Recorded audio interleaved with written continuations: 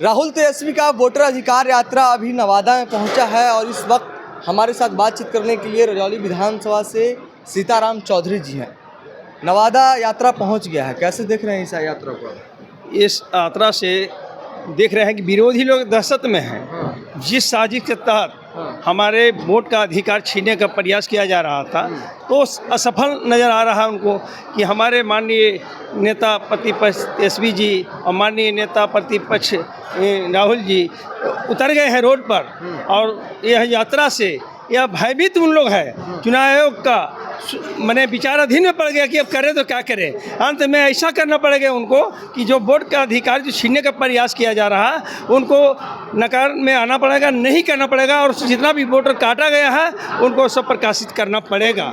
चुनाव आयोग तो कह रही है कि जो वोटर लिस्ट में गड़बड़ी है उसको ठीक करने के लिए हम पुनरीक्षण कर रहे हैं। ये तो क्या कहा जाए, SIR का बहाना है और सिर्फ हम लोग अति पिछड़ा अनुसूचित जाति अल्पसंख्यक और अति पिछड़ा को और पिछड़ी जाति को या वोट को काटने का साजिश रचा जा रहा है। इसलिए कि ये वोट को काटने के बाद हम बीजेपी को सरकार में ले आवेंगे और वह प्रकोष्ठ के काम किया जा रहा है। चुनाव आयोग जो है वह कोई संवैधानिक पद पर काम नहीं कर रहे हैं, वो बीजेपी का प्रकोष्ठ के रूप में काम कर रहे हैं। हम लोग को वोट को छीना जा रहा है और छीनने के बाद वो सोचे सत्ता पर हम ले आवेंगे बीजेपी का। ऐसा होने वाला नहीं है। पूरे बिहार में तेजस्वी जी का जो 17 महीना का कार्य को देखे हैं, यह विश्वास हो गया कि मेरा युवा नेता अब तैयार हैं बिहार को चलाने के लिए। और अभी जो वर्तमान मुख्यमंत्री हैं चेतावस्था में है, इनको 20 वर्ष में जो भी किए हैं काम, 1 करोड़ नौकरी देने का बात कर रहे हैं, आप कह रहे हैं क्या चेतावस्था में है?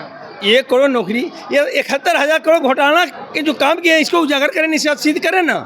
नौकरी क्या देंगे? 10 लाख नौकरी जो घोषणा किए थे तेजस्वी जी, तो उसमें बोले कि यार नौकरी का वेतन कहाँ से देंगे और 1 करोड़ ही देंगे तो कहाँ से देंगे, इनको पूछा भी जाए। अच्छा, हम नवादा पे आते हैं। नवादा में क्या होगा 2025 में, ये बताइए। लंबी राजनीति करते लंबी राजनीति करते आ रहे हैं आप। जी जी जी 30-35 वर्ष का आपका राजनीति का अनुभव रहा है। नवादा में 2025 में क्या होगा?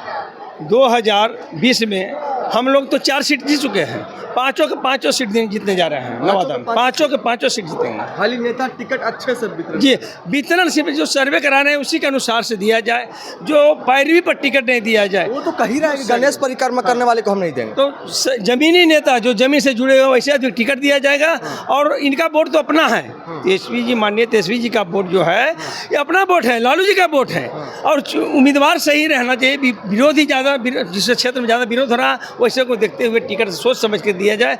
और वैसे तो हम लोग हैया हैं, इन लालू जी का भक्त हैं। रजौली में क्या होगा? रजौली में निश्चित जीतेगा आरजेडी। आरजेडी।